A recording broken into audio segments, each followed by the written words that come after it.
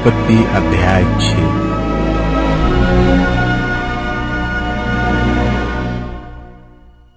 फिर जब मनुष्य भूमि के ऊपर बहुत बढ़ने लगे और उनके बेटियां उत्पन्न हुए, तब परमेश्वर के पुत्रों ने मनुष्य की पुत्रियों को देखा कि वे सुंदर है, सो उन्होंने जिसको चाहा उनसे ब्याह कर लिया। और यहोवा ने कहा, मेरा आत्मा मनुष्य से सदा विवाद करता न रहेगा, क्योंकि मनुष्य भी शरीर ही है, उसकी आयु 120 वर्ष की होगी।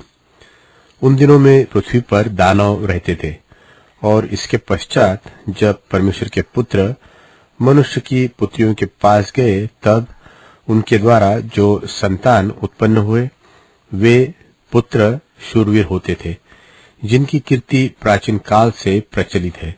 और यहोवा ने देखा कि मनुष्यों की बुराई पृथ्वी पर बढ़ गई है, और उनके मन के विचार में जो कुछ उत्पन्न होता है सो निरंतर बुरा ही होता है। और यहोवा पृथ्वी पर मनुष्यों को बनाने से पछताया, और वह मन में अति खेदित हुआ। तब यहोवा ने सोचा कि मैं मनुष्यों को जिसकी मैंने सृष्टि की है पृथ्वी के ऊपर से मिटा दूंगा। क्या मनुष्य, क्या पशु, क्या रेंगने वाले जंतु, क्या आकाश के पक्षी, सबको मिटा दूंगा, क्योंकि मैं उनके बनाने से पछताता हूं। परंतु यहोवा की अनुग्रह की दृष्टि नूह पर बनी रही। नूह की वंशावली यह है। नूह धर्मी पुरुष और अपने समय के लोगों में खरा था, और नूह परमेश्वरी के साथ साथ चलता रहा। और नूह से शेम और हाम और येपेत नाम 3 पुत्र उत्पन्न हुए। उस समय पृथ्वी परमेश्वर की दृष्टि में बिगड़ गई थी और उपद्रव से भर गई थी। और परमेश्वर ने पृथ्वी पर जो दृष्टि की तो क्या देखा कि वह बिगड़ी हुई है, क्योंकि सब प्राणियों ने पृथ्वी पर अपनी अपनी चाल चलन बिगाड़ ली थी।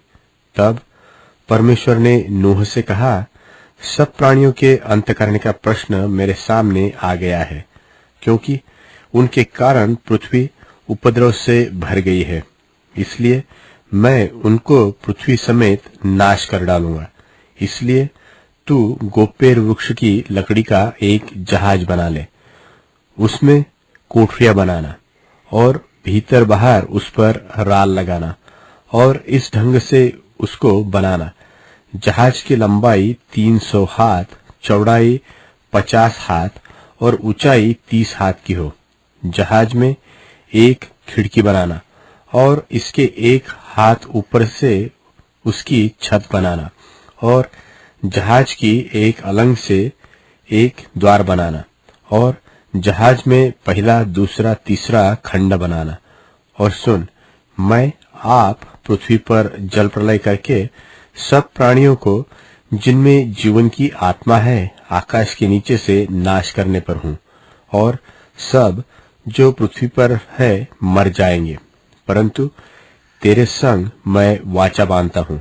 इसलिए तू अपने पुत्रों, स्त्री और बहुओं समेत जहाज में प्रवेश करना, और सब जीवित प्राणियों में से तू एक एक जाति के 2-2 अर्थात एक नर और एक मादा जहाज में ले जाकर अपने साथ जीवित रखना।